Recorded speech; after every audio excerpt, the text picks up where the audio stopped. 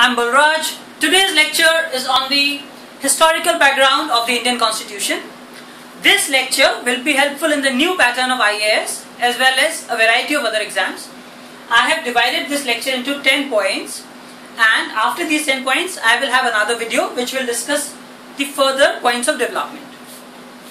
So we will look at the constitutional development with the foundation of the East India Company, which was in 1600 AD, and it was in 1600 that it was given a charter, a royal charter by the British Queen, which bestowed the company the power to trade in India.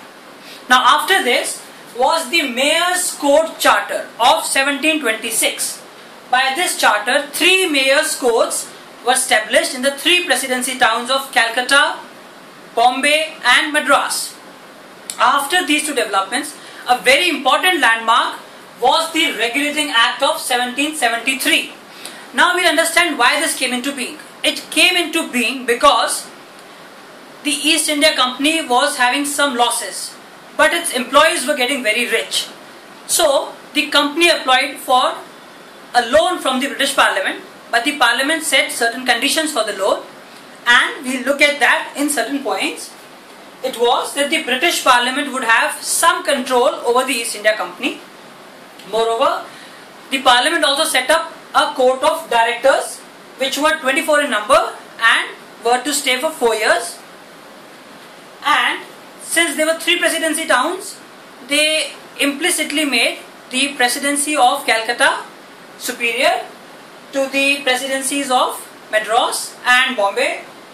Moreover, the Supreme Court was also set up in 1774 in Fort Williams in Calcutta. Now after this, another important development was the Pitt's India Act of 1784. This act was named after the British PM, Pitts, and this act was basically an act for increasing the control of the British Parliament over the East India Company. And here in this act, they set up a board of control. Please remember, in the Regulating Act of 1773, there was the creation of Court of Directors, whereas in the Pitt's India Act, they created a board of control over the Board of Directors.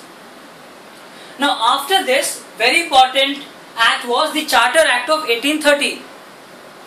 Now, by the Charter Act of 1813, the trade monopoly of the East India Company in India was put to an end, which meant that other British companies could also trade in India now.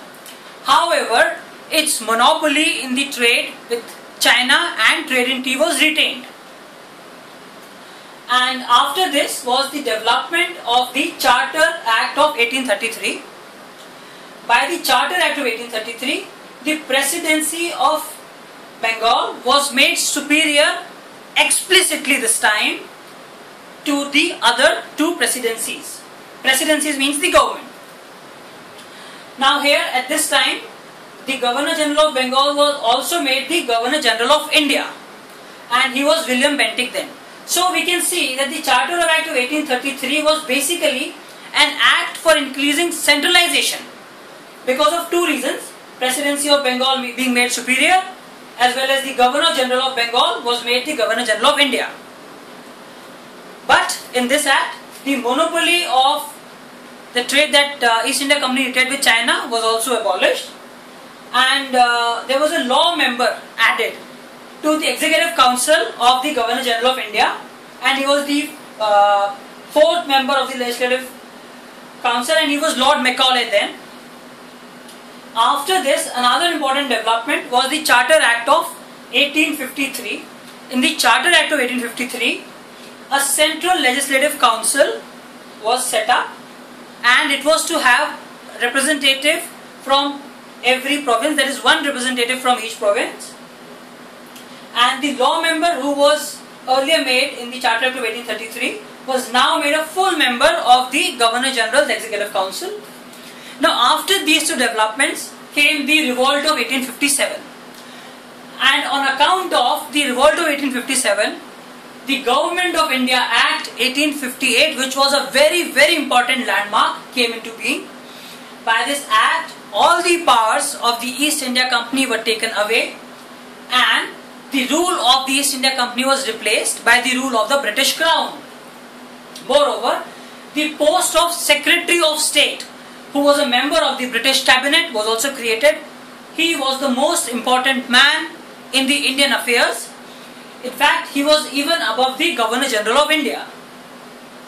And the Governor General of India was here made the Viceroy. Now, Viceroy basically means he was an officer to deal with the princely states. That is the supreme officer to deal with the princely states. And during this era, Lord Canning was the Viceroy and also the Governor General. Now, after this was an important act called the Indian Councils Act of 1861. And by this act, some decentralization of powers started, because the legislative powers were given to the presidencies of Bombay and Madras as well. Moreover, in this act, the Governor General's council was also to have some non-official Indian members. And after this, we also witnessed some influence of Congress, because in the Indian Councils Act of 1892, the powers of the legislative councils were increased. They were given the power to discuss the budget, even though they were not given the power to vote on the budget. And there was also induction of indirect elections. So we can see there was some acceptance of the Congress demand. So thank you for watching this video. In my next part of the same video, I will discuss the further development. So please stay tuned. Thank you for watching.